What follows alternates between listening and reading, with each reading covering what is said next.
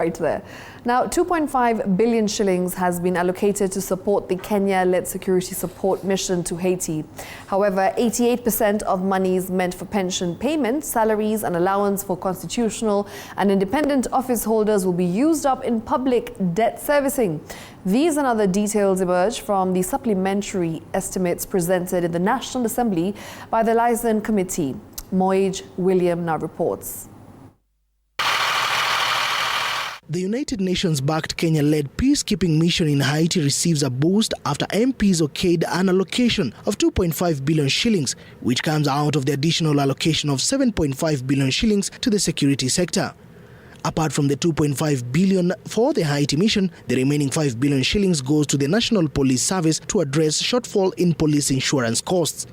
The government also plans to pay 1.87 trillion shillings as debt by the end of the financial year 2024-2025, according to projections presented by the Liaison Committee chaired by Deputy Speaker Gladys Sholei.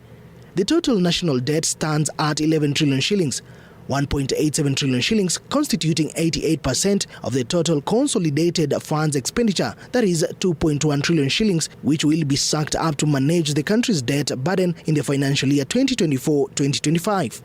The largest share of the consolidated funds expenditure directed to debt servicing. Domestic debt will take a lion's share of the funds, accounting for 71% of total debt servicing cost, whereas external debt taking up 29% of the debt servicing expenditure, with the Sholei-led 25-member team reporting the government faces higher borrowing cost and risk domestically. However, the committee reports that the expenditure on debt service is on an upwards trend over the medium term and is projected to surpass 2 trillion shillings mark in the next financial year. This is majorly driven by increased domestic debt service cost and expected maturity of international sovereign obligations.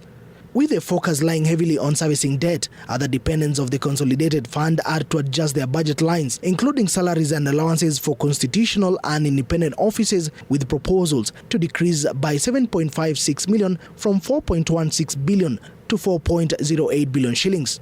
Other notable changes include a reduction for Salaries and Remunerations Commission, which includes 33.1 million in gratuity and 23 million shillings in allowance, with the National Police Service Commission seeing a rise of 36.8 million shillings in gratuity and 3 million in salaries, while IEBC has a 50% reduction for the chairperson, deputies and commissioners. Moij William, TV 47.